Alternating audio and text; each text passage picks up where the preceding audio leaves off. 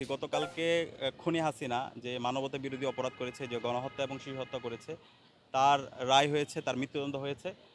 এবং তৎকালীন খুনি স্বরাষ্ট্রমন্ত্রী আসাদুজ্জামান কামালেরও মৃত্যুদণ্ড হয়েছে।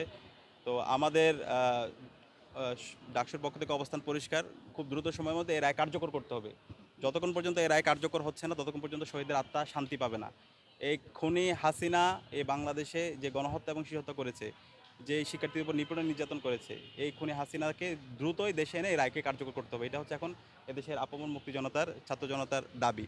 একই সাথে তৎকালীন পুলিশের আইজিপি মামুন, তাকে যে 5 বছরের কারাদণ্ড দেওয়া হয়েছে, তাদের আমরা অসন্তুষ্ট। আমরা আশা করব তার যে ন্যায্য বিচার, সে যে অপরাধ করেছে সে অপরাধ অনুযায়ী সে রাজসাক্ষ্য হয়েছে, কিন্তু তার অপরাধের মাত্রা অনুযায়ী তার আরও বেশি শাস্তি পাওয়ার সে যোগ্য।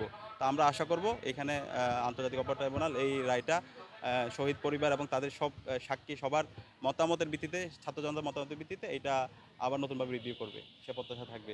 এবং আরেকটি বিষয় আমরা দেখতে পেয়েছি, এই খুনি হাসিনা যে মানবতা বিরোধী অপরাধ করেছে, যে গণহত্যা এবং শিশু হত্যা করছে, সেই খুনি হাসিনার পক্ষে গতকাল 1001 জন প্রগতিশীল শিক্ষক নামে একটা প্ল্যাটফর্ম থেকে তারা খুনি হাসিনার পক্ষে নিয়েছে। তো আমাদের অবস্থান পরিষ্কার, এই প্রগতিশীল শিক্ষক নামে যারা এই খুনি হাসিনার পক্ষে সাইন করেছে তাদেরকে বাংলাদেশে আর রাখা যাবে না। তাদেরকে বাংলাদেশ থেকে তাদেরকে নির্মূল করা হবে। আমরা ইতিমধ্যে বিশ্ববিদ্যালয় প্রশাসনের সাথে কথা বলেছি, আইন শৃঙ্খলা বাহিনীর সাথে কথা বলেছি, যে যারা খুনিদের পক্ষে অবস্থান নেয় এবং যারা বাংলাদেশের সর্বোচ্চ আদালত যার মৃত্যুদণ্ড রায় দিয়েছে, এরকম একজন খুনির পক্ষে যারা অবস্থান নেয়, তাদেরকে এই বাংলাদেশে, স্বাধীন বাংলাদেশে নির্মূল করা হচ্ছে আমাদের রাজনীতি। তাদের কোনো স্পেস দেওয়া হবে না।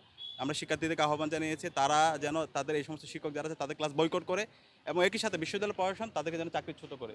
এ জায়গায় কোনো সিম্পিতি চলবে না। এরা যে ফেসিস্ট, এরা এই খুনি হাসিনা যে গণহত্যা এবং শিশু হত্যা করছে তাকে নর্মালাইজ করতে চায়, তাদের কোনো ছাড় দেওয়া হবে না। বাংলাদেশে হাসিনা এবং হাসিনার দোসর এবং হাসিনার প্রতি যারা সিম্প্যাথাইজার, তাদের কোনো রাজনীতি চলবে না। বাংলাদেশের রাজনীতি হবে বাংলাদেশপন্থী যারা আছে তাদেরই। সুতরাং হাসিনার পক্ষে যারা অবস্থান নেবে, আমরা তাদের প্রত্যেককে আমরা এই স্বাধীন বাংলাদেশের বিচারের আওতায় নিয়ে আসবো। এখানে হাসিনা এবং তার দোষীদের রাজনীতি করার অধিকার নেই। বাংলাদেশপন্থী যারা আছে তারা এখানে রাজনীতি করবে। ধন্যবাদ।